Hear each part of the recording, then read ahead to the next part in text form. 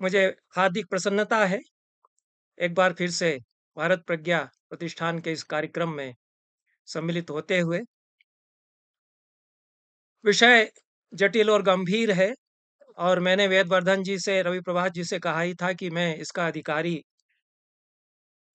विद्वान नहीं हूँ, इस पर बोलने के लिए अधिकृत मैं नहीं हो सकता हूँ। वैसे भी मैं एक सब्स्टिट्यूट के रूप में यहाँ लाया गया हूँ। तो जिन विद्वान के विकल्प के रूप में मैं लाया गया हूँ, वे अधिक आधिकारिक रूप से इस विषय पर बोल सकते थे। पर यह एक ऐसा विषय है कि इसको लेकर के हम सभी को विचार मंथन करना चाहिए कि इस समय जो पूंजीवादी व्यवस्था सारे विश्व में है और अर्थतंत्र केंद्रित विश्व व्यवस्था है, उसको भारतीय ज्ञान परंपरा के आलोक में हम देखें, समझें, पहचानें, एक बार उसकी पुनर्मीमांसा करें और क्या हम उसको बदल सकते हैं, यदि परिमार्जित कर सकते हैं। तो इस दृष्टि से जो लोग सोच समझ रखने वाले लोग हैं, वो मिलकर के बैठें, बात करें, क्योंकि विचार तो आने ही चाहिए, बहस तो होनी चाहिए। किसी भी समाज, देश, राष्ट्र को आगे ले जाने के लिए विचारों का संवर्धन, विचारों की अभिव्यक्ति और इस तरह के विषयों को लेकर के बहस होती रहे, यह बहुत आवश्यकता है, यह बहुत आवश्यक है। सबसे पहली बात तो मैं कहना चाहता हूं कि पूंजीवाद या कैपिटलिज्म, जैसा उसके नाम से, संज्ञा से ही हम समझते हैं, तो कैपिटल पर, पूंजी पर आधारित व्यवस्था है और उसके साथ एक विचारधारा जुड़ी हुई है। और वैल्यू, रुपये पैसे के अर्थ में वैल्यू जिसको कहते हैं, उस पर वह आधारित है। भारतीय ज्ञान मीमांसाएं भी वैल्यू पर आधारित हैं, लेकिन वैल्यू के निहितार्थ दोनों जगह बहुत भिन्न हैं। पूंजीवाद में जो वैल्यू की अवधारणा है, वह भौतिक संपत्ति से जुड़ी हुई है और अर्थ संपदा से जुड़ी हुई है। रुपये पैसे के लेन देन तक वह सीमित है। और एक वैल्यू की अवधारणा भारतीय ज्ञान परंपराओं में है, हमारी ज्ञान मीमांसाओं में है। मूल्य शब्द दोनों के लिए आता है, हिंदी में, भारतीय भाषाओं में। तो मूल्य किसी चीज का जो दाम है, उसके लिए भी हम मूल्य कहते हैं। कितना मूल्य है? संस्कृत में किताब छपती है तो मूल्यम लिखा रहता है, मूल्यम विंशति रूप्यकाणि, और मूल्य 20 रुपया यह हिंदी में छपा रहता है। तो मूल्य वहाँ क्रय की जो इकाई है, उसके लिए व्यवहार के तौर पर हम इस्तेमाल करते हैं। और एक बृहत्तर अर्थ में, बहुत उदात्त अर्थ में मूल्य शब्द का प्रयोग मूल्य बोध, मूल्य मीमांसा दर्शन में होता आया है। वो जीवन मूल्य से कहीं न कहीं जुड़ता है। हमारी जो जीवन में अभिप्साएं हैं, जिनके लिए हम जीवन में खटते हैं, मरते हैं, प्रयास करते हैं, वो सब हमारे मूल्य हैं। तो भारतीय ज्ञान मीमांसाएं तो उस उदात्त बड़े अर्थ में मूल्य पर आधारित हैं। और ये जो पूंजीवाद है, यह भी मूल्य पर आधारित है, पर यह जो बहुत सीमित अर्थ है मूल्य का, कैपिटल, रुपया पैसा, पूंजी, उस अर्थ में, उस पर पूंजीवाद आधारित है। मोटे तौर पर भारतीय ज्ञान मीमांसा के एक अध्येता के रूप में दोनों में इतना मैं विवेक या अंतर कर सकता हूं।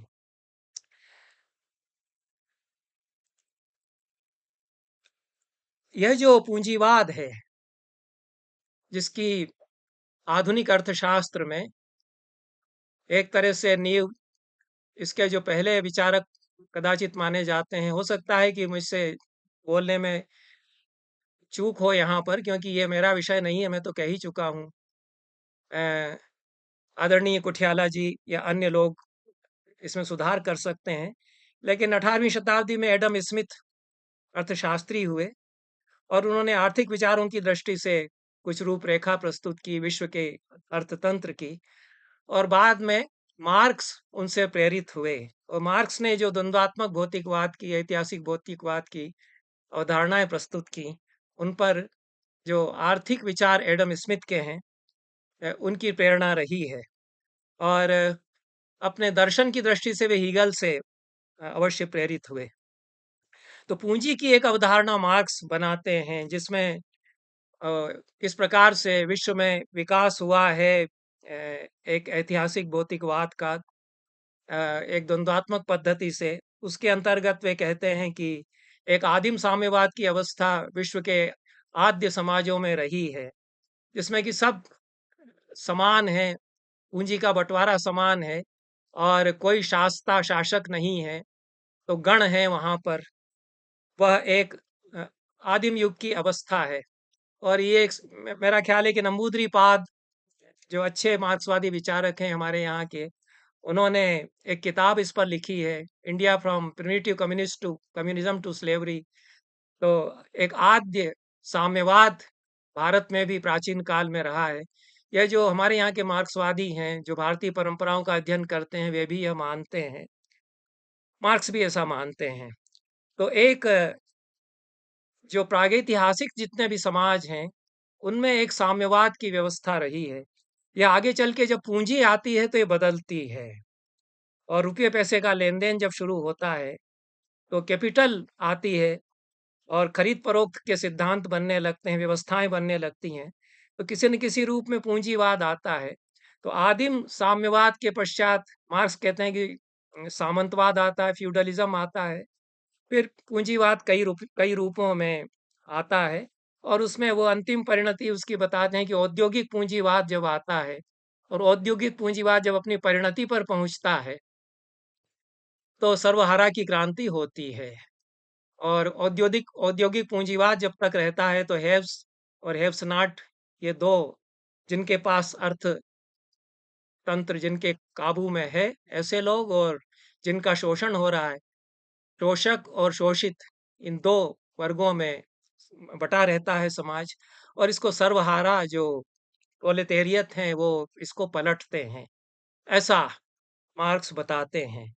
ये जो पूरा फ्रेमवर्क है, ये जो पूरा ढांचा है मार्क्स के विचारों का, ये भारतीय परिप्रेक्ष्य में कहाँ तक लागू होता है, एक तो इस पर थोड़ा सा हम विचार करेंगे।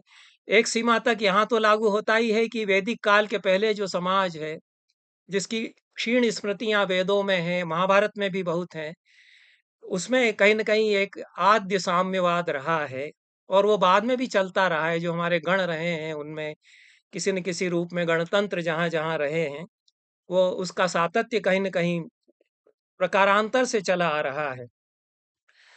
तो ये बाद में एक दूसरा समाज आता है, जिसमें कि राजा है और एक शासक है, और फिर प्रजा है। राजा है तो प्रजा है, तो समाज बदलता है। तो सामंतवाद उसको मार्क्स की शब्दावली में कह सकते हैं कि सामंतवाद की व्यवस्था आती है। लेकिन उसके पहले तो जो व्यवस्था रही है, उसको महाभारत ने अराजक जनपद कहा है। महाभारत में एक अराजक जनपद का प्रकरण ही है। भीष्म पितामह जो उपदेश देते हैं शांति पर्व में युधिष्ठिर को, वो भीष्म पितामह बताते हैं कि पहले अराजक गणतंत्र या अराजक जनपद हुआ करते थे, और अराजक जनपद में कोई राजा नहीं होता। न तत्र राजा राजेंद्र, न दंडो न दंड न दंडिका। वहां कोई न राजा है, न कोई दंड देने वाला है, न कोई दंड की व्यवस्था है। तो फिर शासन कैसे होता है? कहते हैं कि अराजक जनपद तो बड़ी आदर्श व्यवस्था है। राजक जनपद का मतलब अनार्किस्ट रूल नहीं है। अ, अ, अ, एक तरह से उच्छृंखल व्यवस्था वह नहीं है। सबसे अच्छी आदर्श व्यवस्था वह है। गांधी यही कह रहे थे। गांधी ने लगभग इसी शब्द का इस्तेमाल किया कि अराजक व्यवस्था में चाहता हूँ, कोई राजा वहां नहीं रहेगा। उस पर हम बात करेंगे। तो भीष्म बताते हैं कि न स्वधर्मेणैव धर्मज्ञास्ते रक्षन्ति परस्परम। लोग धर्म से एक दूसरे की रक्षा करते हैं, स्वधर्म से वो धर्मज्ञ लोग एक दूसरे की रक्षा करते थे। वह अराजक जनपद में ऐसी व्यवस्था होती थी, और वह व्यवस्था बदली तो राजा आए। ऐसा तो महाभारत स्वयं बताता है। भीष्म तो बड़े भारी समाज वैज्ञानिक हैं, अपने समय के सबसे बड़े ज्ञानी हैं, और जबरदस्त समाज शास्त्र और राजनीति शास्त्र महाभारत के शांति पर्व में पूरी भारतीय परंपरा का जो सबसे बृहत समाज शास्त्रीय, राजनीति शास्त्रीय और अर्थशास्त्रीय विवेचन है, वो महाभारत के शांति पर्व में है। बड़ा विराट ग्रंथ है अपने आप में शांति पर्व ही, एक अकेला कदाचित सबसे बड़ा पर्व है वह महाभारत का। और महाभारत इतना बड़ा विश्व का सबसे बड़ा महाकाव्य है तो उसमें कई हजार श्लोकों का तो अकेला शांति पर्व ही है। तो उसमें ये जो चिंतन भीष्म प्रस्तुत करते हैं, और अर्थशास्त्र पर भी बहुत महत्वपूर्ण चिंतन भीष्म वहाँ प्रस्तुत करते हैं। एक अर्थशास्त्र की रूपरेखा भी वे प्रस्तावित करते हैं। उस पर बात करने का समय नहीं है। अन्यत्र मैंने थोड़ा विचार किया है, जब कौटिल्य पर मैंने कहीं लिखा है। उसको यदि पढ़ना चाहें संस्कृत के विद्यार्थी अध्यापक, तो प्रतिमान पत्रिका में मेरे लेखों की एक सीरीज प्रकाशित हुई थी प्राचीन भारतीय विचारकों पर, और वह CSDS का जो जर्नल है, वह आभासी पटल पर भी उपलब्ध होता है, इंटरनेट पर भी उपलब्ध है। तो वहाँ वो मेरे 10 एक लेख प्रकाशित हुए थे, उनको देख सकते हैं। इस पर एक विचारक जिन्होंने विचार किया है, हमारे यहाँ बहुत अच्छे विचारक हैं, रामविलास शर्मा। और संस्कृत के छात्रों और युवा अध्यापकों के लिए मैं यह सुझाव अवश्य दूंगा कि वे रामविलास शर्मा की पुस्तकें अवश्य पढ़ें। और बहुत गहराई में जाकर के उन्होंने वेदों का भी अध्ययन किया, और प्राचीन भारतीय जो समाजशास्त्री व्यवस्थाएं हैं उनका भी अध्ययन किया। ये अराजक जनपद पर उनकी दृष्टि गई है, और वे कहते हैं कि अराजक जनपद जो अति प्राचीन काल में भारत में थे, उनमें राजा और राजसत्ता नहीं थी, और दंड व्यवस्था भी नहीं थी। दंड व्यवस्था नहीं थी, राजा और राजसत्ता नहीं थी, तो समाज का वर्गों में विभाजन भी नहीं था। ते वर्गहीन समाज था। एक वर्ग दूसरे वर्ग पर शासन करता है, जिसमें ऐसी यह व्यवस्था नहीं थी। तो दंडहीन समाज और वर्गहीन समाज एक यह था, ऐसा रामविलास शर्मा बताते हैं, और वो भी संदर्भ देते हैं महाभारत के। गांधी कहते हैं कि मैं अराजक जनपद से ऐसा जनपद समझता हूं जो बिना राजा के सुव्यवस्थित और सुचारू रूप में स्वयं जनता के द्वारा नियमित आदर्श राज्य होगा, और वो मेरा एक स्वप्न है, यूटोपिया है। गांधी जानते थे कि ये बहुत बड़ा यूटोपिया है, लेकिन गांधी तो महास्वप्न देखते थे। बड़े लोग ही बड़े सपने देखते हैं और उनको चरितार्थ करने का प्रयास करते हैं। तो गांधी ने तो बहुत बड़े बड़े सपने देखे, उनके लिए उनकी हंसी उड़ाई गई, उनको अभी भी हास्यास्पद मानते हैं लोग, लेकिन वो उनको चरितार्थ करने की कुवत रखते थे। ये मैं मानता हूँ, जितना मैंने गांधी को पढ़ा। उन पर थोड़ी बात मैं समय होगा तो करूँगा। वो कहते हैं कि वहाँ कोई पार्लियामेंट नहीं होगी, वहाँ पुलिस नहीं होगी, अस्पताल भी नहीं होगी। मैं ऐसी व्यवस्था की कल्पना करता हूँ, और उसकी तरफ बढ़ना हमको होगा। मैं उसकी तरफ ले जाना चाहता हूँ, वह संभव हो सकता है, ऐसा वो कहते हैं। यह भी भारतीय ज्ञान मीमांसा का एक अंग है, और वह हमारी परंपरा के सातत्य में, जो भीष्म कहते हैं, भीष्म जिसको आदर्श व्यवस्था बताते हैं, उसी के क्रम में गांधी अपनी बात कह रहे हैं, और विनोबा भी उसके क्रम में अपनी बात कह रहे हैं, उसके आगे ये विचार प्रस्तुत कर रहे हैं। तो मैं संदर्भ नहीं पढ़ूंगा संपूर्ण गांधी वाङ्मय के किस खंड में कहाँ गांधी ने ये सब कहा है। पश्चिम एशिया और ऋग्वेद प्रसिद्ध किताब है रामविलास शर्मा की। उसमें उन्होंने विशेष रूप से विचार किया है, जो वैदिक काल में आदिम साम्यवादी व्यवस्था थी और गण व्यवस्था थी। तो गण ही पशुपालन करते थे, गणों के ही अधीन संपत्ति हुआ करती थी, गणों के अधीन ही जमीन रहा करती थी, और उनके लिए अलग पारिभाषिक शब्दावलियां थी। गोत्र का क्या अर्थ होता था? गोत्र का आर्थिक घटक है, और सब लोग मिलकर के उत्पादन करते हैं, व्यक्तिगत स्वामित्व नहीं है। यह विशेष रूप से उसका लक्षण है जो अराजक जनपद में व्यवस्था है, कि इंडिविजुअल प्रॉपर्टी का कॉन्सेप्ट, व्यक्तिगत स्वामित्व नहीं आया है। जैसे ही व्यक्तिगत स्वामित्व की अवधारणा आती है कि मेरी जमीन है और मैं इस पर खेती करता हूँ, तो व्यवस्थाएं बदलती हैं, और फिर शास्ता और शासक के संबंध भी बनते हैं। तो यह हमारे यहाँ जो मार्क्स ने कहा था, वो एक हद तक तो यह बात तो लागू होती है कि हमारे यहाँ एक आद्य साम्यवाद था, और बाद में फिर व्यवस्थाएं जब बदलती हैं, तो किसी न किसी रूप में पूंजीवादी व्यवस्था भी भारत में आती है, और उद्योग भी आते हैं किसी न किसी रूप में। हम कौटिल्य का अर्थशास्त्र पढ़ते हैं, तो उसमें उद्योग धंधों की बात है, व्यापारियों, वणिक क्या क्या करेंगे इसकी बात है। और बाद में प्रेमचंद ने महाजनी सभ्यता उसको कहा, तो वह सभ्यता आती है। तो उद्योग व्यापार और महाजनी सभ्यता, ये तीनों पूंजीवाद के घटक माने जाते हैं। उस अर्थ में पूंजीवाद हमारे यहाँ भी प्राचीन काल में, वैदिक काल में ही लगभग आ जाता है। और मशीनें भी कुछ तो आ ही जाती हैं, जैसे ही रथ आ जाता है, रथ चक्र आ जाता है, एक एक व्हील की अवधारणा आ जाती है, और उससे बहुत सारे काम हमारे होने लगते हैं। रहट, कुएं से पानी निकालने के लिए रहट हम चलाते हैं, सिंचाई के साधन हमारे बदल जाते हैं।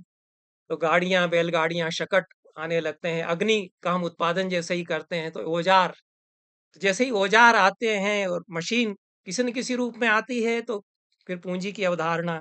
मैं ये माल तैयार करता हूँ, उत्पादन करता हूँ और मैं इसका विक्रय कर सकता हूँ। तो क्रय-विक्रय से जुड़ी हुई बहुत सारी शब्दावली तो ऋग्वेद में भी आती है। सूद पर पैसा देना, सूदखोरों के लिए शब्द ऋग्वेद में आते हैं। इस पर रामविलास शर्मा ने हमारा ध्यान आकर्षित किया। हम लोग भी ऋग्वेद पढ़ते पढ़ाते हैं लेकिन हमारा ध्यान नहीं गया। उन्होंने कहा कि बेकनाट शब्द आया है और सायण ने उसका अर्थ सूदखोर ही किया है।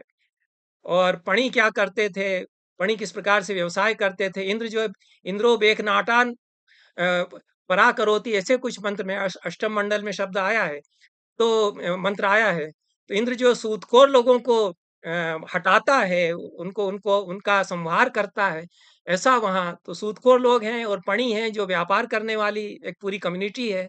तो ये बहुत सारी अवधारणाएँ जो एक पूंजीवादी अर्थतंत्र के विकास की सूचना करती हैं और कच्चा माल तैयार किया जा रहा है, उसका विक्रय किया जा रहा है, श्रम शक्ति की जो अवधारणा है, वो हमारे यहाँ वैदिक काल में आ जाती है और धीरे-धीरे आगे चल के उसका विकास भी होता है, अर्थतंत्र का विकास भी होता है।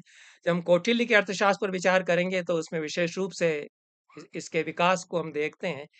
आधुनिक काल में जिस तरह से पूंजीवाद अपने प्रकर्ष पर पहुँचा है, वह उसका बहुत अलग रूप है और वह एक हमारे लिए हम सब पर बहुत हावी हो गया है।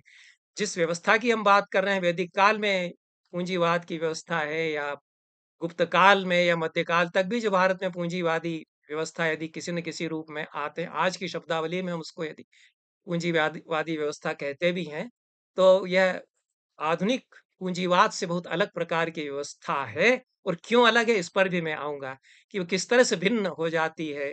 जो भारत में किसी न किसी रूप में पूंजीवाद रहा है, वो आधुनिक काल में मार्क्स ने जिस पूंजीवाद का प्रतिपादन किया और जो औद्योगिक पूंजीवाद अब आया, इंडस्ट्रियलाइजेशन के बाद एक बड़े पैमाने पर इंडस्ट्रियलाइजेशन 18वीं शताब्दी से हुआ जब मैनचेस्टर में कपड़े की मिलें हुई और भाप का इंजन आ गया। उससे जो पूरी औद्योगिक क्रांति दुनिया भर में हुई है, उसके बाद जो पूंजीवाद का एक विकट रूप आया और कई औद्योगिक घराने उसके बाद विकसित हुए और पूरे विश्व को इसने प्रभावित किया। इससे क्या-क्या अच्छी बातें हुई हैं, वेद प्रताप जी ने तो कहा ही है कि उसके कुछ सकारात्मक पहलू भी हैं और उसके कई नकारात्मक पहलू भी हैं। तो यह एक औद्योगिक व्यवस्था जो आधुनिक पूंजीवादी तंत्र के अंतर्गत विकसित की गई है, उससे बहुत भिन्न पूंजीवादी व्यवस्था है और वो अंतर कहाँ पर आता है? इस पर जब हम विचार करते हैं, तो जैसा मैंने कहा कि वैल्यू की अवधारणा दोनों में है, लेकिन वहाँ वैल्यू कैपिटल के अर्थ में है और इन्वेस्टमेंट हम कितना करते हैं, हमारी वैल्यू कैसे बढ़ती है, इस पर है। यह जो पूरा इस समय इन्वेस्टमेंट की अवधारणाएँ हैं और कितने-कितने धंधे दलालों के उस पर चल रहे हैं, वहाँ एक वैल्यू की अवधारणा है और हमारे यहाँ वैल्यू की जो अवधारणा है, वो पुरुषार्थों के रूप में है। और पुरुषार्थ जीवन की कुछ अभिप्साएँ हैं, कुछ संकल्प हमारे हैं, कुछ प्रत्येक मनुष्य जिनके लिए जन्म लेता है, जिन तक पहुँचने के लिए उनको पुरुषार्थ कहा गया और धर्म, अर्थ, काम और मोक्ष ये 4 पुरुषार्थ बताए गए और उनसे पूरी व्यवस्था हमारी नियोजित हो, इस तरह की परिकल्पना समाज की हमारे यहाँ की गई। तो फिर कहीं न कहीं हमारी ज्ञान मीमांसाओं में जो हमारे ऋषियों ने ये जो पुरुषार्थ का विचार दिया था, यह वैदिक काल से लगा करके जब वो आद्य साम्यवाद की व्यवस्था लगभग उच्छिन्न होकर के और एक व्यवस्था दूसरी आती है, राजा आते हैं और शासक आते हैं और उसमें अ, सामंतवाद भी एक आता है, उसमें पूंजीवाद भी आ ही जाता है मार्क्स की शब्दावली में, लेकिन वह उस तरह का पूंजीवाद नहीं है और उस तरह का सामंतवाद नहीं है क्योंकि वहाँ जो पुरुषार्थ की अवधारणा है और एक धर्म की जो अवधारणा है कि धर्म से अनुशासित होंगे, राजा भी धर्म से शासित होगा, वो धर्म सबके ऊपर होगा और ये कहीं न कहीं किसी न किसी रूप में समाज में बड़ी व्यापक स्वीकृति इसको उत्तर मध्यकाल तक तो मैं समझता हूँ कि अंग्रेजों के आने के पहले तक हमारे मानस में जो शासक थे उनके मानस में भी और जो शासित थे उनके मानस में भी कि 4 पुरुषार्थ हैं और उनमें धर्म से शासित होंगे अर्थ और काम। पूरी जो आर्थिक व्यवस्था है और जो हमारी सामाजिक व्यवस्थाएँ हैं अन्य प्रकार की जो हमारी चर्याएँ हैं, वो सब उससे शासित होंगी और एक सामंजस्य की व्यवस्था बनी रहेगी। जो महाभारत में कहा है कि धर्मार्थ कामः सममेव सेव्याः, यो ये एक सक्तः स जनो जघन्यः। धर्म, अर्थ और काम ये त्रिवर्ग भी कहे गए और चतुर्थ अंत में आता है। ये तीनों का सेवन यदि हम व्यवस्थित रूप में, संतुलित रूप में करेंगे तो चतुर्थ पुरुषार्थ की ओर हम स्वतः बढ़ जाएँगे। उसको कहने की आवश्यकता नहीं है, इसलिए त्रिवर्ग त्रिवर्ग की ही बात करना चाहिए। जहाँ समाज में व्यावहारिक रूप में जब हम बात करते हैं तो 3 पुरुषार्थों की बात करते हैं और चौथा उसमें 3 पुरुषार्थ साध लिए हैं तो जीवन के अंत में जाकर के स्वतः सिद्ध होगा। उसको अलग से बताना उतना आवश्यक भी नहीं है, उसको हम सहज रूप में फिर प्राप्त करेंगे ही। तो ये जो धर्म, अर्थ और काम 3 पुरुषार्थ हैं, उनमें सामंजस्य परस्पर होना चाहिए और किसी एक पर बल अधिक चला जाएगा तो समाज में असंतुलित होगा। केवल धर्म का ही सेवन करेगा और अर्थ और काम को छोड़ देगा, वह भी पापी होगा। ये महाभारत में कहते हैं, भीष्म कहते हैं। और यो ही एक सक्ता सजनो जघन्य, वह जघन्य है, वह पापी हो जाता है। केवल अर्थ का सेवन करता है, केवल काम का सेवन करता है, वह तो पापी होता ही है। लेकिन अर्थ और काम छोड़ कर के केवल धर्माचरण करता है तो बनेगा ही नहीं, क्योंकि बिना अर्थ के धर्म भी नहीं होगा। आप धर्माचरण किससे करेंगे? पूंजी आपके पास होगी, कैपिटल होगी, तभी तो आप दान पुण्य भी कर पाएंगे, आप धर्माचरण भी करेंगे। आप अपना शरीर स्वस्थ रखेंगे तो शरीर माध्यम खलु धर्म साधनम, तो शरीर से ही तो धर्म करेंगे, तो शरीर को स्वस्थ रखेंगे तो आपको उसके लिए अर्थ भी चाहिए, कुछ रुपया पैसा भी चाहिए, भोजन पानी भी चाहिए। तो यह एक व्यवहारिक विचार तो यही है। जो निवृत्ति परक विचारधाराएं हैं, उनकी बात मैं अभी यहाँ नहीं कर रहा हूँ, उनको हम अभी उन पर विचार नहीं कर रहे हैं कि जो बौद्ध और जैन धर्म के साथ में जो विचारधाराएं आई। चार्वाक बहुत बड़े विचारक हैं, बृहस्पति बहुत बड़े अर्थशास्त्री हैं, जो चार्वाक दर्शन के प्रवर्तक हैं।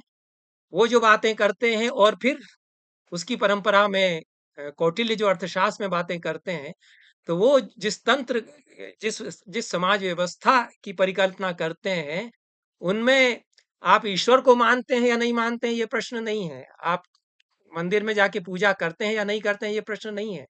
प्रश्न ये है कि धर्म, अर्थ और काम, इन तीनों का सामंजस्य आपके जीवन में है या नहीं? कौटिल्य यही कह रहे हैं। वात्स्यायन जो कामसूत्र के प्रणेता हैं, वो भी ऋषि हैं, वो भी यही बात कह रहे हैं। तो धर्मार्थ कामेभ्यो नमः, ये तो कामसूत्र का पहला सूत्र है। जो जिसको सेक्स की किताब मान रहे हैं, वो बात ये कह रहा है कि धर्म, अर्थ, काम तीनों को नमन में करता हूँ और फिर वो कह रहे हैं कि अर्थ और काम से धर्म ऊपर है। जो कामशास्त्र पर किताब लिख रहा है हमारे यहाँ का विचारक, वो ये कह रहा है कि अर्थ और काम दोनों से ऊपर धर्म है। उससे नियंत्रित होंगे अर्थ और काम दोनों, तभी समाज संतुलित रहेगा। तदनुसार वो सारी व्यवस्था परिकल्पित करते हैं अपने कामशास्त्र में भी। तदनुसार अर्थशास्त्र में कौटिल्य सारी व्यवस्था समाज की परिकल्पित करते हैं। तो जो आधुनिक मार्क्सवादी विचारधारा के अंतर्गत जो औद्योगिकीकरण के पश्चात, तदनुसार जो औद्योगिकीकरण के पश्चात जो पूंजीवादी तंत्र विकसित हुआ, उसके सारे कॉन्सेप्चुअल फ्रेमवर्क में उसकी जो जीवनचर्याएं हैं उनमें, और जो जीवनचर्याएं हमारे विचारकों ने हमारी ज्ञान मीमांसा के अंतर्गत प्रस्तावित की थी, उनमें मूलभूत यह अंतर आता है। और इसको हमारे भारत के जो आधुनिक विचारक हैं उन्होंने समझा।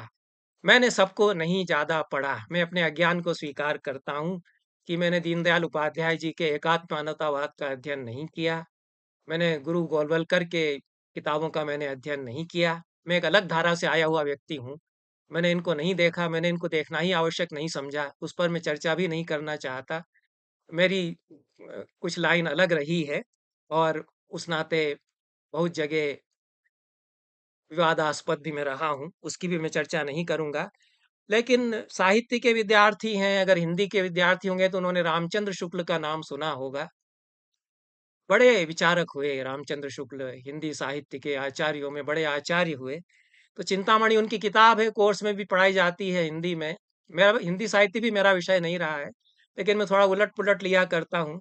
तो चिंतामणि के 2 खंड हैं, दूसरे खंड में तो रस सिद्धांत पर बहुत अच्छी बातें हैं। पहले खंड में कुछ निबंध हैं।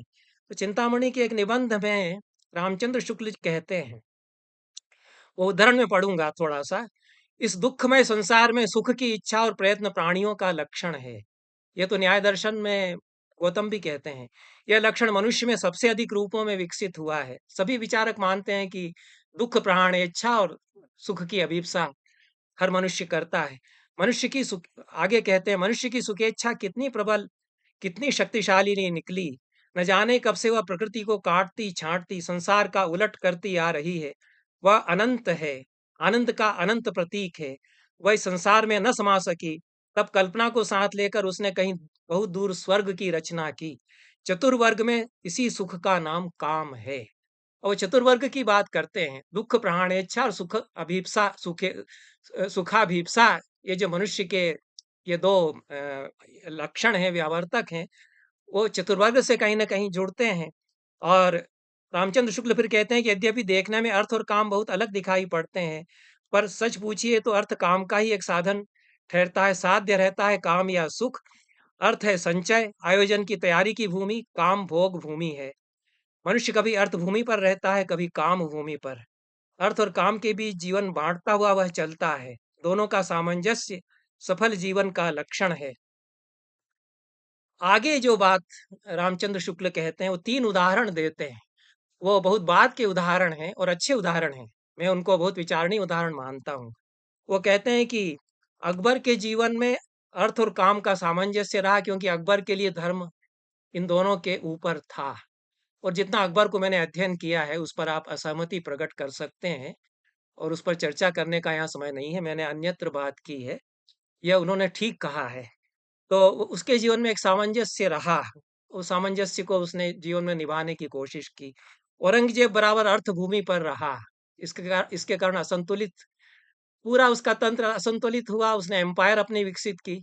और सबसे बड़ी एम्पायर पूरे हमारे इतिहास में औरंगज़ेब की रही है। मौर्यों के काल में भी इतना बड़ा साम्राज्य नहीं था जितना कि गोलकुंडा और उससे आगे तक पूरे कश्मीर से लेकर के वहाँ तक औरंगज़ेब ने अपना फैलाया। तो वो अर्थभूमि पर पूरा केंद्रित था। उसकी दृष्टि से बहुत ज़बरदस्त नियोजक औरंगज़ेब था। बड़ी स्ट्रैटेजी रणनीति उसने अर्थशास्त्र की दृष्टि से, अर्थतंत्र की दृष्टि से विकसित की। अनेक मुगल बादशाहों ने अर्थतंत्र की दृष्टि से बहुत अ, विकास किया। टैक्सेशन की प्रणालियाँ जो उनकी रही हैं, शेरशाह सूरी के समय से, और टोडरमल ने जो काम किया।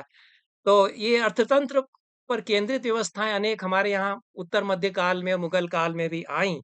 और बाद में एक शासक हुए रामचंद्र शुक्ल, उनका उदाहरण देते हैं कि मोहम्मद शाह रंगीला के नाम से भी उनको जानते हैं। संगीत में उनका बड़ा योगदान रहा है। और जितने गायक हैं शास्त्रीय संगीत के, वो कहीं न कहीं किसी न किसी रूप में जो बंदिशें गाते हैं, उनमें मोहम्मद शाह रंगीले का नाम आता है। वो क्या ज़बरदस्त व्यक्ति रहे होंगे संगीत के लिए, उसको हम समझ सकते हैं, लेकिन वो काम भूमि पर ही अधिक रहे।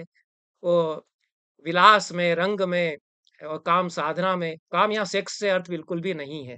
इसको समझ लेना चाहिए कि जब हम धर्म कहते हैं, तो मज़हब से, रिलिजन से कोई अर्थ उसका नहीं होता। जब हम अर्थ कहते हैं कि अर्थ जब हम कहते हैं, भारतीय ज्ञान मीमांसा के अंतर्गत या अर्थशास्त्र जब कहते हैं, तो अर्थ से हमारा आशय रुपये पैसे से नहीं होता, अर्थशास्त्र से हमारा आशय इकोनॉमिक्स से नहीं होता। ये यहाँ बताने के लिए, बहुत विस्तार से बताने के लिए समय नहीं है, लेकिन जब हम अर्थशास्त्र भारतीय ज्ञान मीमांसा के अंतर्गत एक ज्ञान प्रस्थान है, उसकी जब बात करते हैं, तो इकोनॉमिक्स नहीं है। इकोनॉमिक्स उसका एक बहुत छोटा-सा हिस्सा हो सकता है। और जब हम धर्म पर बात करते हैं, तो रिलिजन या मज़हब उसका बहुत छोटा हिस्सा रिचुअल्स, कर्मकांड के रूप में कहीं हो सकता है, लेकिन वो बहुत परवेसिव कॉन्सेप्ट है, बड़ी एक व्यापक अवधारणा है। उसी तरह से काम का अर्थ यहाँ सेक्स केवल नहीं है, सेक्स उसका बहुत छोटा-सा हिस्सा हो सकता है। जीवन का पूरा सौंदर्य शास्त्र है, पूरा नागरिक शास्त्र उसमें है। गृहिणी के कर्तव्य भी वात्स्यायन बताते हैं, नागरिक के कर्तव्य, नागरिक की जीवनचर्या भी वो बताते हैं। उस रूप में बड़ा, कितना बड़ा हमारा एक पुरुषार्थ रहा है, जिसको कि ऋग्वेद से ही चला आ रहा है। कामस्तदग्रे समवर्ततादि मनसो रेतः प्रथम यदासीत।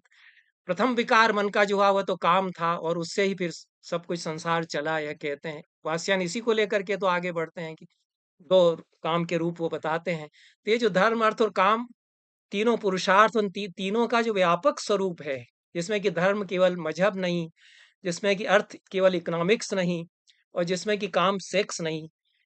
ये जीवन की सारी तीनों, तीन ज 3 जो चैनल्स हो सकते हैं अभिप्साओं के हमारे, कि हम सौंदर्य चाहते हैं, हम रचना चाहते हैं, रचने का उल्लास हम सबके भीतर है। उसको मार दोगे तो आदमी कैसे रहेगा? प्रेम करने की अभिप्सा हमारे भीतर है, हम प्रेम करना चाहते हैं। स्त्री पुरुष को, पुरुष स्त्री को प्रेम करना चाहती है, लेकिन बहन को, भाई को, बच्चे को, उन सबको भी हम प्रेम करना चाहते हैं। प्रेम करने की, प्रेम बाँटने की अभिप्सा हमारे भीतर होती है। और संपत्ति जो पृथ्वी पर जितना सौंदर्य संपत्ति के रूप में, भौतिक संपदाओं के रूप में, यंत्रों के रूप में है, उसका हम जीवन में नियोजन करना चाहते हैं। प्रशासन के द्वारा, नागरिक व्यवस्थाओं के द्वारा, नगर नियोजन के द्वारा, ग्राम टाउन प्लानिंग के द्वारा, विलेज जो ग्राम व्यवस्थाओं के द्वारा, इस सब पर ही तो कौटिल्य बात करते हैं। वहाँ की नगरों की व्यवस्था कैसे होगी, ग्रामों की व्यवस्था कैसे होगी, टाउन प्लानिंग कैसे होगी। तो ये अर्थशास्त्र के अंतर्गत आता है। पूरे जो गवर्नेंस का शास्त्र है, प्लानिंग है, उसमें वह अर्थ का विषय है। और उस सब के ऊपर धर्म इसलिए है कि इन सब को जो धारण करते हैं कुछ मूलभूत मूल्य व्यवस्थाएं, कि अहिंसा है, सत्य है, अस्तेय है, और जो मूल्य व्यवस्थाएं हैं, जिनके बिना समाज नहीं चलेगा, जिनके बिना समाज में अनार्की हो जाएगी, वो स्वीकार करना चाहिए कि धर्म उन सब से बड़ा है। वो एक सार्वभौम प्रिंसिपल है जो हमारे अर्थ और काम और इनसे उपजी हुई जीवनचर्याओं को भी नियंत्रित करे।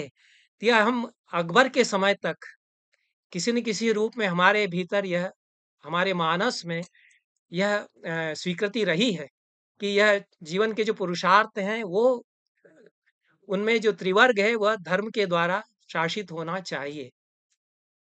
अनाचारी दुराचारी राजा तो बहुत पहले भी हुए, कंस और शिशुपाल भी पहले होते रहे, और भयंकर दुराचार अनाचार जिन्होंने प्रजा पर किए ऐसे भी पहले होते रहे। वो अपवाद स्वरूप ऐसा हमारे समाज में भी खूब हुआ। अपवाद एक दो इक्के दुक्के नहीं, कई हो सकते हैं। लेकिन एक व्यापक रूप में जो जो मूल्य हमारे समाज को धारण करते रहे, जिनके आधार पर हम कह सकते हैं कि भारतीय संस्कृति बनी रही है और उसका उच्छेद नहीं हुआ, वह उनमें से एक अवधारणा यह पुरुषार्थ का पैराडाइम है, पुरुषार्थ का जो मानक है, और उसके द्वारा हमारी समाज व्यवस्थाएं परिचालित होती रहीं। और उसमें उसके अंतर्गत पूंजीवाद भी हमारे यहाँ आया। और उसके अंतर्गत तो कौटिल्य अपने अर्थशास्त्र में बताते हैं कि पूंजी का नियोजन कैसे होगा। व्यापारी भीष्म अपने अर्थशास्त्र का जो प्रतिपादन शांति पर्व में करते हैं, उसमें भी वो बताते हैं कि कैसे खरीद फरोख्त होगी, कैसे रुपया पैसा लेन देन आदि रखा जाएगा, ब्याज वगैरह। उसमें यदि कोई बनिया यदि ठगता है तो उसको क्या दंड दिया जाएगा, यह सब वहाँ इस पर विचार वहाँ किया जाएगा। तो ये आज के संदर्भ में ये जो पूरा मानक भारतीय परंपरा से, भारतीय ज्ञान मीमांसा से आता है। भारतीय ज्ञान मीमांसा बहुत बड़ा व्यापक विषय है, उसमें अनंत ज्ञान मीमांसाएं हैं।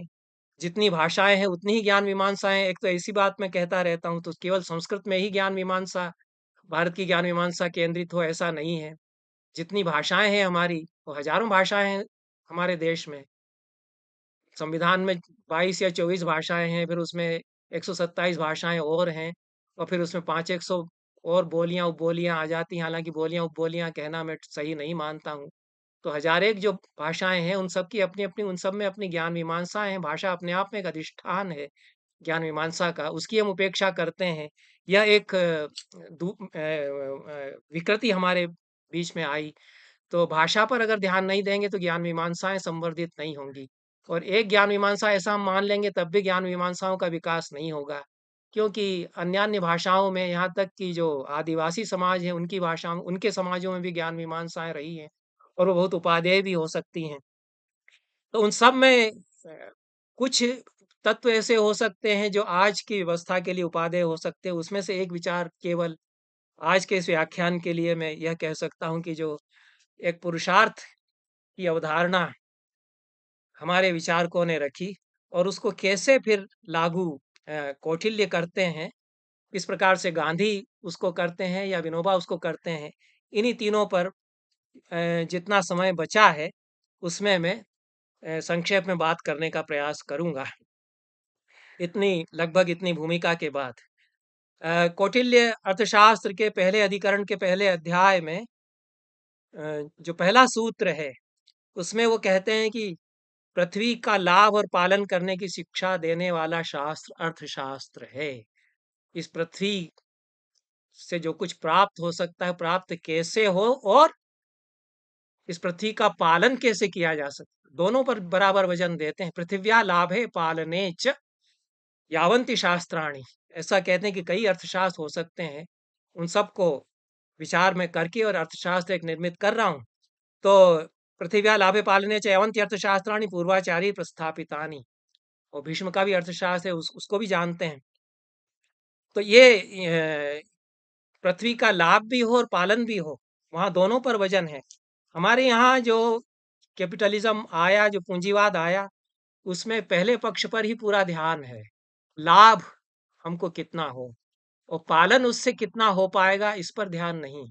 और ये नियोजन कैसे होगा, इसको कौन करेगा? हमारे कौटिल्य ने तो कर लिया, क्योंकि कौटिल्य ने जो व्यवस्थाएं लागू की, उनको राजाओं ने स्वीकार किया कि ये इतने बड़े विचारक हैं, अर्थशास्त्र जो कह रहा है उसको हमको मानना चाहिए, हमारे यहाँ के राजाओं ने।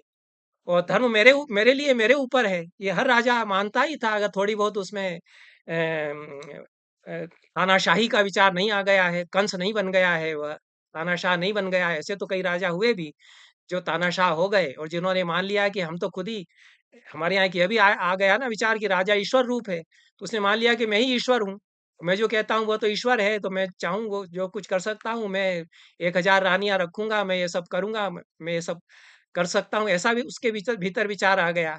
तो जिस दृष्टि से उसको ईश्वर रूप बताया गया था, उस दृष्टि को भुला करके उसने कुछ और करना शुरू किया। ऐसा तो इम्प्लीमेंटेशन में समस्याएं आती ही रहती हैं।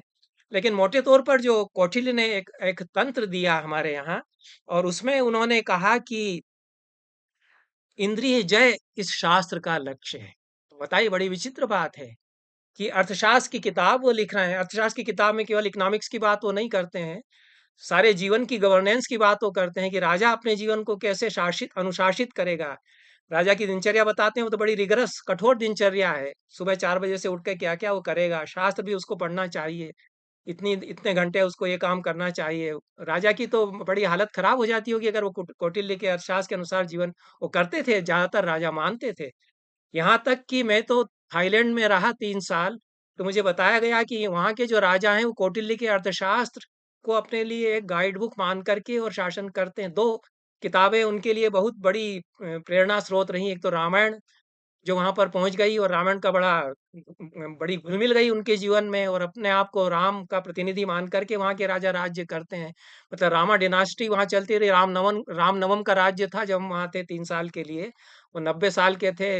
राजा अतुल्य भूमिफल उनका नाम था, अतुल्य भूमिबल संस्कृत में होगा। तो वो रामनवम वहाँ राजा थे, बहुत अच्छे व्यक्ति थे, अद्भुत व्यक्ति थे।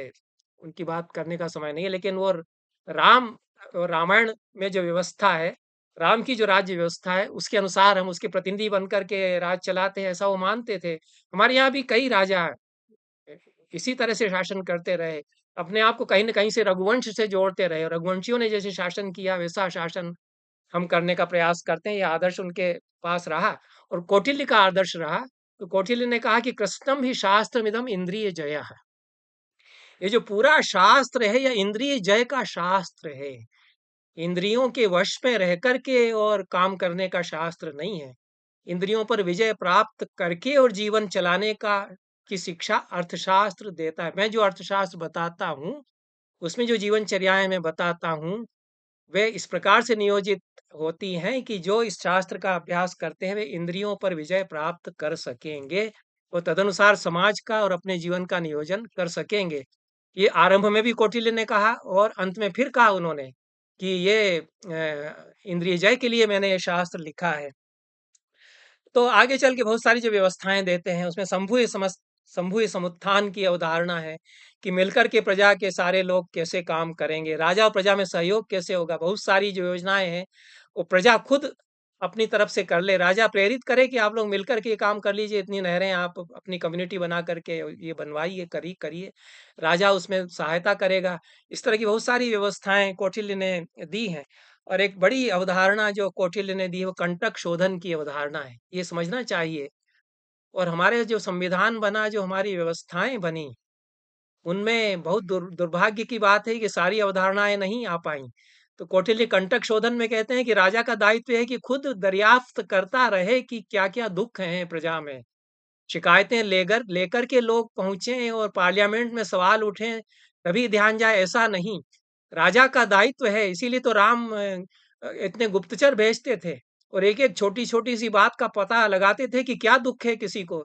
इतने विचलित हो जाते थे कि इसी बात को लेकर के कोई दुखी है कि राम ने ऐसी स्त्री को रख लिया है जो राक्षस के यहाँ रखी, तो बड़े विचार वो करने लग गए कि क्या करूं फिर मैं इसका, प्रजा की छोटी सी शिकायत भी ना रहे। इसका पता इसको दरियाफ्त मैं खुद ही करूँगा। ज़रूरी नहीं है कि कोई पहुँचे मेरे दरवाज़े पर पहुँचे कोई, तब तो सुनना ही चाहिए मुझे। अगर नहीं सुनूँगा तब तो मैं बहुत अधःपतित हो जाऊँगा, मुझे बड़ा पाप लगेगा। कई राजा तो घंटा बंधवाते थे अपने राजमहल के जो प्रतिहार है, जो मुख्य द्वार है, उस पर बड़ी लंबी घंटी बंधी रहती थी। राज तरंगिणी में कौटिल्य ने इसका जिक्र किया है। कई राजाओं की यह प्रणाली थी। कौटिल्य का रिफ्लेक्शन है हमारी राज्य व्यवस्था पर कि जो भी दीन दुखी है वो जाकर के घंटा बजा दे। हर कोई उसको बजा सकता था। तो कोई दौड़ करके आएगा कि भाई क्या बात हो गई, क्यों चले आए। ये इस तरह की कोई व्यवस्था हमने नहीं की।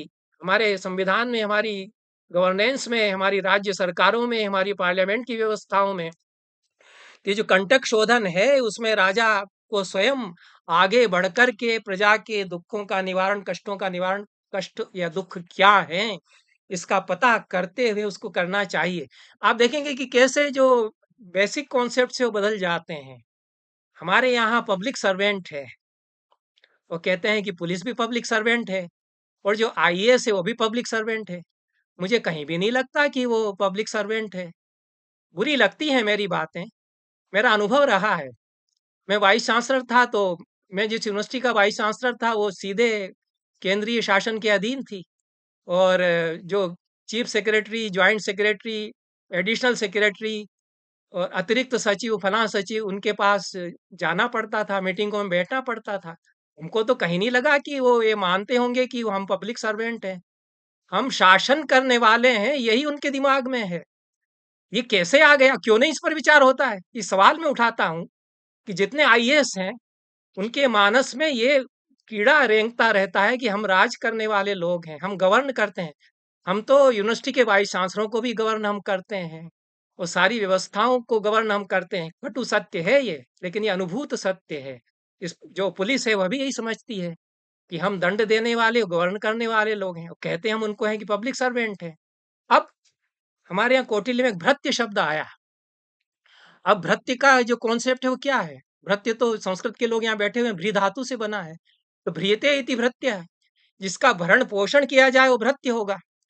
अब ये कॉन्सेप्ट अगर हमारे यहाँ है कि जिसको हमने भृत्य रखा है उसके भरण पोषण का ध्यान हमको रखना है, क्योंकि जिसका भरण पोषण हम करेंगे वो भरणात भृत्य होता है, तभी भृत्य कहलाएगा। अगर हमने उसका भरण पोषण नहीं किया है तो भृत्य नहीं होगा।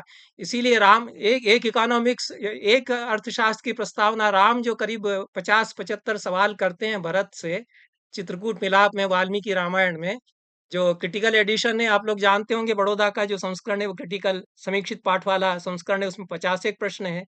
और जो गीता प्रेस का संस्करण है उसमें 75 के करीब प्रश्न हैं।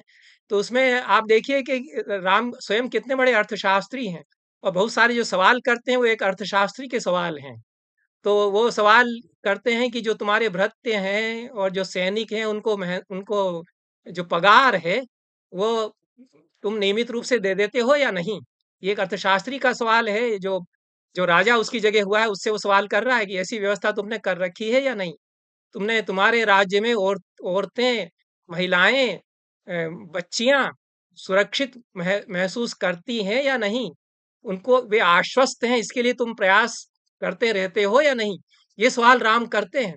इस तरह के बहुत सारे सवाल हैं जो कि एक एक बड़े अर्थशास्त्री की दृष्टि से आए हुए सवाल है। अर्थशास्त्र आज के इकोनॉमिक्स के अर्थ में नहीं, जो कौटिल्य अर्थशास्त्र बता रहे हैं उसके अर्थ में, जो पूरे समाज का नियोजन करने वाला एक शास्त्र है। इसीलिए मनु कहते हैं कि गृहस्थ का कर्तव्य है कि उसके घर में जितने सेवक और भृत्य हैं वो भोजन जब कर लें उसके पहले वो भोजन न करें। ऐसा कौन करता है अब आजकल? लेकिन हमारे यहाँ जब तक ये एक अवधारणाएं रही, कि हमारे विचारकों ने ये अवधारणा रखी है, तो कहीं ना कहीं 18वीं शताब्दी तक जो हमारे संस्कारशील समाज के लोग थे, हमने देखा कि वो हमारे परिवारों में भी एक तरह से इनका पालन होता आया। जहाँ जहाँ संस्कार ये बचे रहे कि नौकर चाकर पहले खा लेंगे और सब हो जाएगा, तब गृह स्वामी और गृहिणी बाद में भोजन करेंगे, बच्चे भी खा लेंगे, बूढ़े भी खा लेंगे। हम लोगों का, गृहस्थ का काम है कि सबको हम खिलाएं पहले। तो ये जो कॉन्सेप्ट है कि अ, जो वर्णाश्रम व्यवस्था में कॉन्सेप्ट है, यद्यपि उसके इम्प्लीमेंटेशन में बहुत सारी गड़बड़ियां हुई और जाति प्रथा आई, उससे तो बहुत सारे अनाचार दुराचार हुए ही। लेकिन यह जो एक मूलभूत अवधारणाएं थी उसमें कौटिल्य जिसकी बात करते हैं, जो हमारे विचारक बात करते हैं, भारतीय ज्ञान मीमांसा में जिस पर बहुत वजन दिया गया है, वो ऋणों की अवधारणा है। तो एक जो जो मैं कहता हूँ कि एक वैल्यू उनके यहाँ है कैपिटलिज्म में, और एक वैल्यू की अवधारणा हमारे यहाँ है। एक ऋण की अवधारणा कैपिटलिज्म में है कि मैं इन्वेस्टमेंट करता हूँ और मैं कर्ज लेकर के इतने उद्योग धंधे खोलता हूँ। खूब कर्ज भारत इतने कर्ज लेता है, और कर्ज चुकाने में कई बार जितना कर्ज लिया है उससे ज्यादा चुका देता है। ये तो कुछ आंकड़े में देख रहा था, तो उस बताया गया कि ऐसा होता रहा है। और जो विश्व बैंक है वह इनकरेज करता है, उनका भी फायदा इसमें कि कर्ज लोग लेते रहें और सूद में रुपया देते रहें उनको खूब। वो विश्व बैंक भी फल फूल रहा है, और हम भी खूब कर्ज लेकर के उद्योग धंधे खोल रहे हैं, और सूद में हम जितना कर्ज लिया था उससे ज्यादा चुकाते भी चले जा रहे हैं, सूद फिर भी बचा ही हुआ है। जो महाजनी सभ्यता है उसमें भी ये होता था कि जो महाजन है वैसा करते थे कि जो जितना रुपया दिया है सूद उससे बराबर लेते जा रहे हैं, रुपया जो दिया है वह मूलधन बचा हुआ है, वो चुका नहीं पा रहा है गरीब आदमी। ये विकृतियां पूंजीवाद में हमारे यहाँ भी आई, और विश्व में वैश्विक स्तर पर अब तो बहुत ज्यादा आ गई कि अनेक देश इस तरह से कर्जदार होकर के फिर बाद में दिवालिया होने की स्थिति में पहुंच जाते हैं, जो लंका के साथ हुआ आप देख रहे हैं। कभी भी किसी भी देश के साथ हो सकता है कि जो बहुत संपन्न देश है वो तो घाघ दृष्टि अपनी, गिद्ध दृष्टि अपनी लगाए हुए हैं कि कर्ज मुझसे लेते जाओ, जब दिवालिया होगे तो मैं दबोच लूंगा, वो खा जाऊंगा। ये जो एक शोषक और शोषित का संबंध है, वो एक वह एक खा जाने वाला और निगल लिए जाने वाले संबंध में रूपांतरित होता है, जो जो कई कुछ जगह पर चाइना हमको करता हुआ लगता है, कुछ जगह पर जो पूंजीवादी देश हैं वो करते हुए लगते हैं। वो किस तरह से निगल सकते हैं, निगल लेते हैं, इसकी संभावनाएं बनी रहती हैं। तो ये जो कैपिटलिज्म का एक विद्रूप विकसित हुआ और भयावह रूप विकसित हुआ, हमारे देश में विकसित हुआ, कि कुछ दो चार पांच घरानों में पूरी लगभग आधी पूंजी, आधी से ज्यादा पूंजी शायद केंद्रित हो गई। ये क्या विडंबना नहीं है? किसी ये पहले हमारे यहाँ नहीं रहा। 18वीं शताब्दी के पहले इस तरह का कभी नहीं रहा, पूंजीवाद आया हो ये हो सकता है, लेकिन 80% जनता को मुफ्त राशन दिया जाए, बाकी जो 20% है वो संपन्न हो, उनमें भी 20% में एक आध 2% बहुत संपन्न होंगे, उन एक आध 2% लोगों में भी दो चार पांच घराने होंगे जिनकी इजारेदारी होगी।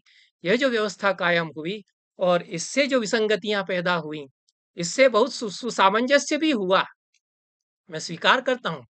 इसमें सरकारों को सुविधा हो गई, उनका और जो पूंजीपति है उनका तालमेल हो गया, वो उद्योग धंधे खूब खोल सकते हैं, और गरीब लोग गरीब बने रहते हैं, संपन्न लोग संपन्न होते रहते हैं। इस व्यवस्था का कुल परिणाम ये होता है, लेकिन समाज में शांति बनी रहती है। आप उनको 80% को चूंकि मुफ्त राशन दे रहे हैं, तो वे दबे रहते हैं कि हमको तो मिल रहा है, और आप उनको थोड़ा निष्क्रिय भी बनाते चलते हैं। तो एक एक इकोनॉमिक्स में मुझे बताया कि एक रिसाव का सिद्धांत है, मतलब बहुत सारी संपत्ति कुछ लोगों के पास जब इतनी अधिक केंद्रित हो जाती है, तो जैसे बर्तन में पानी बहुत ऊपर तक भर जाए तो वो थोड़ा सा रिसता है। जब किसी टब को हम पूरा भर के उसमें नहाने के लिए उतरते हैं तो टब में से पानी नीचे आता है, तो वो बहुत ज्यादा संपत्ति जब कुछ घरानों में केंद्रित हो जाती है तो कुछ नीचे रिसती है।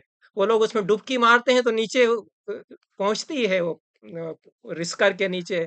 तो गरीब लोगों के पास वो रिस्कर के पहुंचती, उतने में ही वो जी करके वो धन्य होते रहते हैं। ये व्यवस्था आधुनिक पूंजीवाद ने, जो पूंजीवाद का एक अतिरेक की सीमा पर, पराकाष्ठा पर जाकर के इस समय औद्योगिकीकरण के पश्चात स्वरूप विकसित हुआ, उसमें ये व्यवस्था आई। ये भारतीय ज्ञान मीमांसाओं में जो हमारे सारे कॉन्सेप्चुअल फ्रेमवर्क थे, जो हमारी अवधारणाएं थी, उनके विपरीत है। और इसलिए आज विचार ये किया जाना चाहिए कि क्या यह व्यवस्था हमारे लिए सुसंगत है, और यदि सरकारों को इसको जारी रखने में सुविधा प्रतीत होती है, तो ये क्या हमारा दायित्व नहीं है कि हम इस पर सवाल करें कि ये कहाँ तक चलेगा, क्या यह उचित होगा? और इसका कभी न कभी भयानक विस्फोट हो सकता है, जैसा कि लंका में हुआ।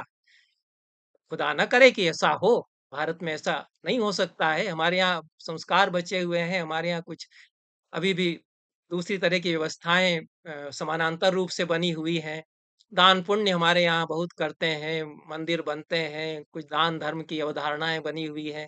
इस कारण हमारे यहाँ उस तरह की सर्वहारा की क्रांति होगी, ऐसा मुझे संभावना नहीं लगी। जो मार्क्स ने कहा कि जब कैपिटलिज्म पूंजीवाद अपने अतिरेक पर पहुंचता है औद्योगिकीकरण के पश्चात, और उसमें एक शोषित और शोषक, हेव्स और हेव्स नॉट के बीच में एक द्वंद्व होता है, तो ये जो ऐतिहासिक भौतिकवाद के विकास के पश्चात जो द्वंद्वात्मक व्यवस्थाएं होती हैं, उनमें यह दोनों में जो डायलेक्टिक्स होगी उसमें सर्वहारा क्रांति करेंगे, जैसा कि रूस में हुई।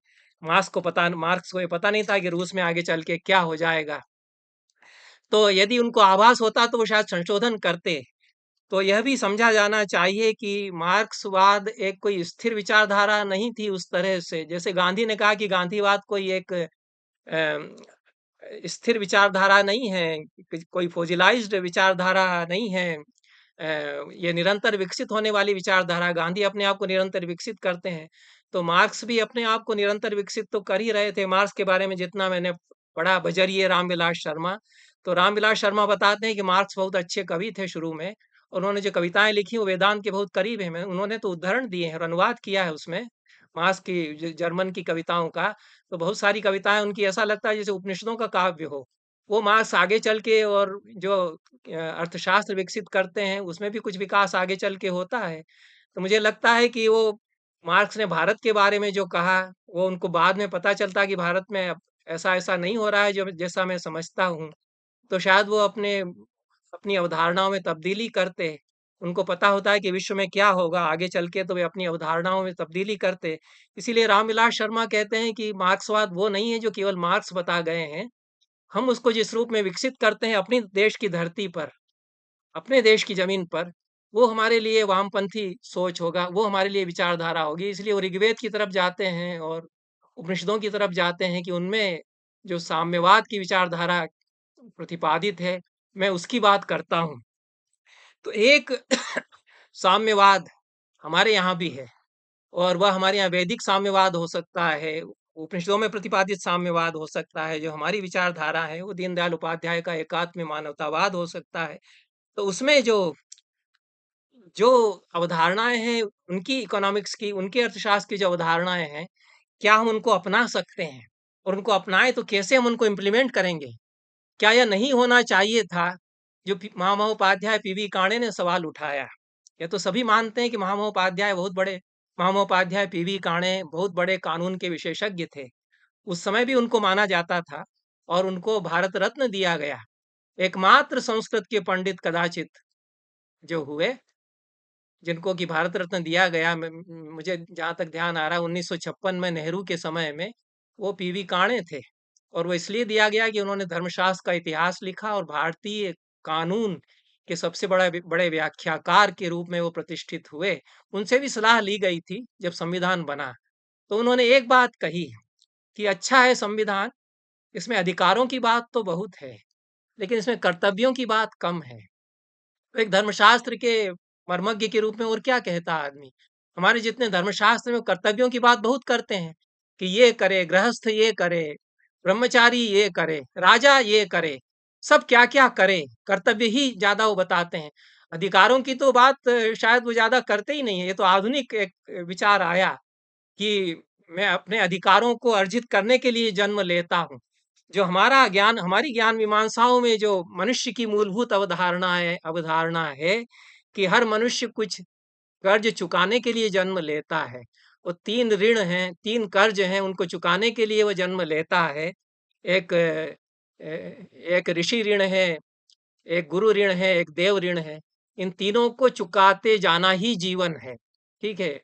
कुछ ऋण तो ऐसे हैं जो चुकते ही नहीं है, जितना आप चुकाएंगे बहुत धन्य है, सफल है आपका जीवन। अब विद्या जो आपने प्राप्त की है उसको जितना ही आप चुकाएंगे उतना ही आपकी विद्या भी वृद्धि होगी। जितना ही मैं विद्या का अभ्यास करके दूसरों को बताऊंगा उतनी ही मेरी भी विद्या विकसित होगी। तो ये 3 जो ऋण हैं इनको चुकाना हर गृहस्थ का कर्तव्य है। यह जो कॉन्सेप्ट आया हमारे यहाँ, और वो जो आधुनिक कैपिटलिज्म में जो ऋण का कर्ज के रूप में कॉन्सेप्ट है, उसके समानांतर एक कितना बड़ा कॉन्सेप्ट बनता है। इसको क्या हम अडॉप्ट करते? क्या हमको अडॉप्ट नहीं करना चाहिए था जब हमने संविधान बनाया कि हमारे ये कर्तव्य होंगे? हर नागरिक का कर्तव्य होगा कि वो 3 कर्ज चुकाए। हर नाग, जैसा मनु कहते हैं, जैसा कौटिल्य कहते हैं कि ऋषि ऋण, गुरु ऋण और देव ऋण, ये तीनों ऋण अदा करे, ये हर गृहस्थ का कर्तव्य है। और पांच पांच महायज्ञ वो करे। पांच महायज्ञों में स्वाध्याय पहला यज्ञ है, तो अध्यापनम ब्रह्म यज्ञ, अध्यापन करे वह, जो कुछ उसने ज्ञान प्राप्त किया है वह दूसरों को बांटे, यह पहला यज्ञ है, ब्रह्म यज्ञ यह कहलाता है, सबसे बड़ा यज्ञ है। और ब्राह्मो देवो बलिर्भूतो, जो भूत यज्ञ है, जो बाकी सृष्टि है उसके लिए मैं अर्पित करता हूँ कुछ, तो जो बचा हुआ है उसको मैं अर्पित करता हूँ। ये जो यज्ञ की अवधारणा है कि मैं अपने लिए नहीं जी रहा हूँ, मैं दूसरों के लिए जी रहा हूँ, बाकी सृष्टि के लिए मुझे कुछ अर्पित करना चाहिए। जो मेरे पास शेष है उसको मुझे अपने पास रखने का अधिकार नहीं, अतिरिक्त मुझे अपने पास रखने का अधिकार नहीं है, उसको मैं दूसरे के लिए अर्पित करता हूँ, शेष सृष्टि के लिए अर्पित करता हूँ। तो ये जो मूलभूत अवधारणाएं हमारी हैं, जिनकी की बात कौटिल्य कहते हैं, तो इनको हम अपने पूरे लीगल फ्रेमवर्क में कैसे ला सकते थे और कैसे लाया जा सकता है? क्या यह उचित नहीं होगा? जो मैं एक सवाल करता हूँ कि क्या उचित नहीं होता था कि होता कि जितने भी हम नए कारखाने खोल रहे हैं, जितने नए उद्योग धंधे हम खोलते हैं, उनमें एक कानून के अंतर्गत ये प्रावधान हो कि जितना प्रदूषण उनसे फैलेगा, उसके निवारण की पूरी जिम्मेदारी उनकी होगी, और पर्यावरण की रक्षा के लिए उनको क्या करना चाहिए, इसके लिए एक व्यवस्था हर उद्योग धंधे में, हर जो भी नया कारखाना खोलेगा उसमें की जानी चाहिए। ये हमने नहीं समझा, क्योंकि उसमें हमको लगा कि इससे हमारा वोट बैंक थोड़ी बढ़ जाएगा, उससे उद्योगपति थोड़ी खुश होगा। और अगर इस तरह से हम अपने व्यवस्थाएं कानून की का नियोजन करेंगे कि मेरा वोट बैंक बढ़ेगा, वही काम मैं करूं, और जिससे सारे देश का कल्याण हो वो काम मैं न करूं। ऐसा तो हो रहा है, जो भी सरकार आती है वो यही करती है। तो मेरा सवाल यही कि क्यों नहीं हमने ये किया कि जो गंगा में जिस फैक्ट्री से जितना वेस्टेज जाकर के पहुंच रहा है, उसकी जिम्मेदारी उसी पर होगी जिसकी वो फैक्ट्री, क्योंकि उसने किया है, उसने फैलाया है, उससे लाभ तो वही कमा रहा है, तो उसको रोकने की जिम्मेदारी उसी की होगी। वो उसको उसी स्टेज पर रोके जिस स्टेज पर कि उसने वो प्रदूषण पैदा किया है। उसके लिए क्या व्यवस्थाएं करनी है, उसकी जिम्मेदारी उसी की होगी। ये कानून में प्रावधान हम क्यों नहीं कर सके? चाहते तो कर सकते थे। ये हमारी ज्ञान मीमांसा की तो पुकार यही है, जो जो पंच महायज्ञ का कॉन्सेप्ट है कि शेष को दूसरे के लिए अर्पित करना मेरा कर्तव्य है। तो हर कारपोरेट का, जो भी बड़ा औद्योगिक घराना है, उसका यह दायित्व तो होगा कि वो शेष को अर्पित कर दे। उसके लिए कानून में प्रावधान कर लेते, हम कर सकते थे। हमें मांग करनी चाहिए कि आपके पास जो अतिशेष बच रहा है उसको आप अर्पित कर दीजिए।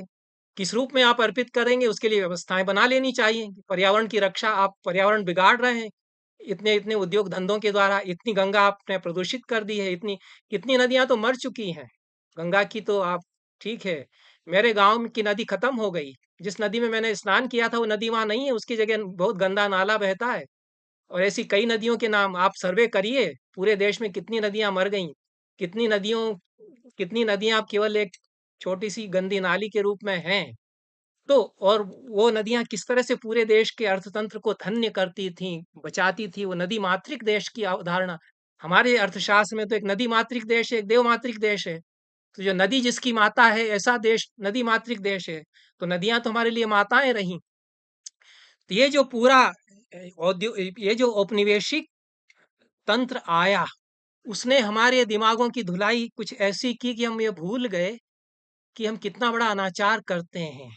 किसी नदी में हम जहरीला कुछ पानी अगर डालते हैं तो अपनी माँ की हत्या के बराबर पाप होगा, ऐसा हमको महसूस नहीं होता।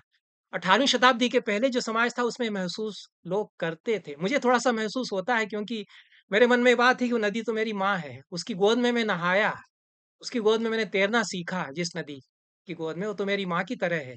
उस पानी में चेतना है, यह भी मेरे पुरखे मुझे बताए गए, तो मुझे लगता है कि वो पानी में तो चेतना है। पेड़ जो काटा जा रहा है उसमें तो चेतना है। तो हम में तो ये एहसास ही खत्म हो गया कि जीवित पेड़ को यदि हम काटते हैं तो एक हत्या के बराबर पाप हम करते हैं। ऐसा एहसास खत्म जिस दिन से हुआ, उस दिन से अधःपतन हमारा हो गया। क्योंकि हम कभी सोचते ही नहीं। हजार-हजार, मैं जिस शहर में रहता हूँ उसमें हजार-हजार पेड़ हर साल कटते हैं। कई-कई हाईवेज़ बनते हैं क्योंकि उनके बनाने में फ़ायदा होता है, उनमें मुनाफ़ा मिलता है। तो ये हाईवे बन जाएगा, ये 6 फुट वाली लेन 6 लेन बना देंगे, ये 8 वाली लेन बना देंगे। वो करोड़ों रुपए उसमें इन्वेस्ट होते हैं, खूब मुनाफा उसमें होता है, उसमें पेड़ कटते हैं। तो हमारे यहाँ तो ये माना गया है कि वही चेतना, मनुष्य के शरीर के जैसा ही शरीर पेड़ का है, मनु ने कहा, महाभारत ने भी यही कहा। ये सब उदाहरण मैंने अन्यत्र दिए हैं। तो ये जब तक हमारी भारतीय ज्ञान मीमांसाओं के संस्कार थे हमारे भीतर, तो हम ये एहसास हमारे भीतर था, वह खत्म हो गया। तब हमने उसके खत्म होने के बाद जो व्यवस्थाएं कायम की, तो हमें एहसास नहीं होता कि एक जहरीला पानी किसी नदी में, चाहे वह गंगा हो, चाहे अन्य कोई नदी हो, चाहे बहुत छोटी सी नदी हो, उसमें मिलना वो अपनी माँ को जहर देने की तरह होता है, जो कि हमारे विचारक मानते। वह एहसास हमारा खत्म हो गया। तो ये एहसास फिर से जगाया जाए, ये हम कर सकते हैं, अभी भी समय है। उसके अनुसार व्यवस्थाएं भी हम की जाए, ऐसी मांग कर सकते हैं। यदि यह चेतना जागे और यह हम मांग करें, तो ये असंभव नहीं है।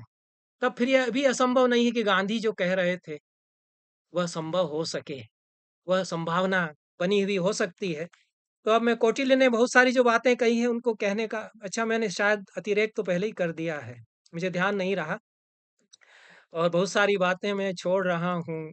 बहुत सारे उदाहरण मेरे पास थे कि कैसे द्वंद्व भी हुआ है हमारे समाज में, लेकिन बहुत संक्षेप में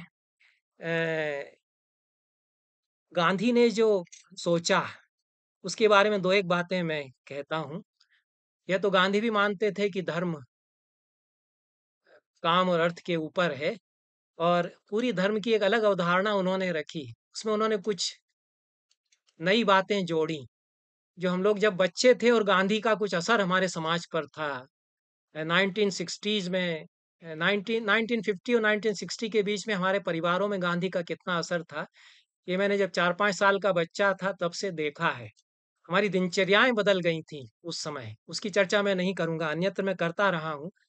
लेकिन उन्होंने कहा कि जो एकादश सेवाव्रत उन्होंने धर्म के अंतर्गत बताए, मनु के 10 लक्षण वाला धर्म है, उसमें से 6 उन्होंने ले लिए, वो 5 उन्होंने अपने उसमें जोड़े। वो हमारी प्रार्थना में शामिल हो गए थे। वो गांधी के जो एकादश व्रत के श्लोक हैं 2, तो उसमें एक शरीर श्रम है, शारीरिक श्रम हर एक को करना चाहिए। ये हम लोगों के जीवन पर असर पड़ा उसका। गांधी ने जो कहा कि रोज हर मनुष्य को शारीरिक श्रम करना उसका एक धर्म होगा, वो सेवा करना, दूसरे की सेवा करना उसका धर्म होगा। तो ये उनका एक योगदान था, जो जो उनका एक डायनामिक कॉन्सेप्ट था धर्म को लेकर के, कि उन्होंने उसमें कुछ ऐसे कॉन्सेप्ट जोड़े जिससे कि धर्म की जो की जो व्यावहारिकता है और उसकी जो प्रामाणिकता है, वह पुनः प्रतिष्ठित हो सके। और जो कुछ उन्होंने मशीनों के बारे में बातें कही हैं, गांधी ने एक सिंगर साहब के बारे में बहुत अच्छी बात कही है, कि सिंगर साहब ने सिंगर सिलाई मशीन का, वो सिंगर सिलाई मशीन उनके नाम पर उसका नाम दिया गया था, उसका आविष्कार किया इसलिए कि उनको देख करके वेदना होती थी कि उनकी पत्नी को कपड़ों की सिलाई करने में कितनी मेहनत करना पड़ती है, उसकी आंखें कमजोर हो रही हैं। तो वो मशीनों को अच्छा समझते थे, उन्होंने एक ऐसी सिलाई मशीन बना दी जिससे कि झटपट वो, तो उसके श्रम को वो बचाती है। तो मशीनें जितना मनुष्य के श्रम को मानवीयता के स्तर पर मदद करती हैं, उतना मशीनों को मैं स्वीकार करता हूँ, ऐसा गांधी कहते थे। जितना वे अमानवीयकरण करती हैं, उतने अंश में मैं उनको रिजेक्ट करता हूँ। ये गांधी चूंकि कहते थे। जो औद्योगिकीकरण हुआ और जो कैपिटलिज्म का विस्फोट हमारे समय में हुआ है, उसने अमानवीकरण किया हमारे समाज का।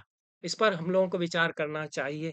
इसकी तरफ गांधी एक एक कॉशनिंग वॉइस, एक चेतावनी अपने चिंतन में दे रहे थे।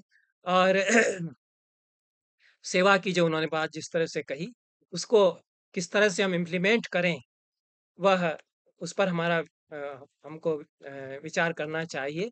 अब मैं अधिक समय नहीं लूँगा। विनोबा ने जो बातें कही उनमें कुछ विकास आगे, उन्होंने अनेक सिद्धांत इस तरह के दिए हैं। गांधी की जो स्वराज्य की अवधारणा है, सत्याग्रह की अवधारणा है, उनको कुछ अधिक विकसित करते हुए विनोबा अपनी बात कहते हैं। और वो जो सिद्धांत देते हैं अपने, वो ब्रह्माद्वैतवाद का सिद्धांत, उसकी व्याख्या करते हैं, ज्ञानेश्वर के स्फूर्तिवाद की फिर से व्याख्या करते हैं, जैन दर्शन के अहिंसा सिद्धांत की अवधारणा की वे व्याख्या आधुनिक परिप्रेक्ष्य में करते हैं और आधुनिक आदि भौतिक और आध्यात्मिकता में पारस्परिकता का अन्वेषण वे अपने चिंतन में करते हैं। साम्य सूत्रम एक किताब है विनोबा की, संस्कृत में है, 500 सूत्र हैं उसमें संस्कृत में। उस पर मैंने अन्यत्र कहीं लिखा है, जो संस्कृत के छात्र हैं उनको भी उसको पढ़ना चाहिए। एक साम्यवाद विनोबा ने भी उसमें बताया, वो संस्कृत में सूत्र लिख कर के बताया। विनोबा तो कई भाषाएं जानते थे। हमारे समय के सबसे बड़े पंडितों में, सबसे बड़े ज्ञानियों में, वो बड़े चिंतकों में विनोबा हैं। ये बात अलग है कि गांधी की भी खूब हंसी उड़ाई जाती है, विनोबा की भी हंसी उड़ाई जाती है। और मूर्ख लोग हैं जो बिना समझे उनकी हंसी उड़ाते हैं, बिना पूरा पढ़े। तो बिना पूरी तरह से समझे अगर कोई हंसी उड़ाता है तो वह मूर्ख का लक्षण है। संपूर्ण गांधी वाङ्मय 50 खंडों में है, कई कई हजार पृष्ठ हैं। उसको पढ़े बिना आप गांधी पर कुछ भी अगर उछाल देते हैं तो अनर्थ करते हैं। संपूर्ण विनोबा वाङ्मय उससे भी बड़ा कदाचित है। तो चूंकि ये दोनों बड़े दार्शनिक और विचारक भी हैं, गांधी अपने आप में एक दार्शनिक भी हैं, तो ये जो सिद्धांत दे रहे हैं वो एक परम साम्य की अवधारणा उसमें दे रहे हैं। और परम साम्य में 5 निष्ठाएं होंगी, ऐसी बात वो कर रहे हैं। तो एक पूरा कॉन्सेप्चुअल फ्रेमवर्क नए समय के नए साम्यवाद का, जो वैदिक साम्यवाद था उससे जुड़ करके गांधी विनोबा बना रहे हैं, उस पर भी चर्चा हम कर सकते हैं। बहुत बड़ा विषय था और मैंने समेटने का प्रयास किया, बहुत कुछ मैंने छोड़ा भी। आपने बहुत धैर्यपूर्वक सुना और मैंने कदाचित कुछ समय अधिक लिया हो, मुझे पता नहीं, समय मैंने फिर ठीक से देखा नहीं है। अधिक लिया है तो मैं क्षमा प्रार्थी हूँ और मैं अपनी बात यहाँ समाप्त करता हूँ। यदि कोई टिप्पणी हो, चूँकि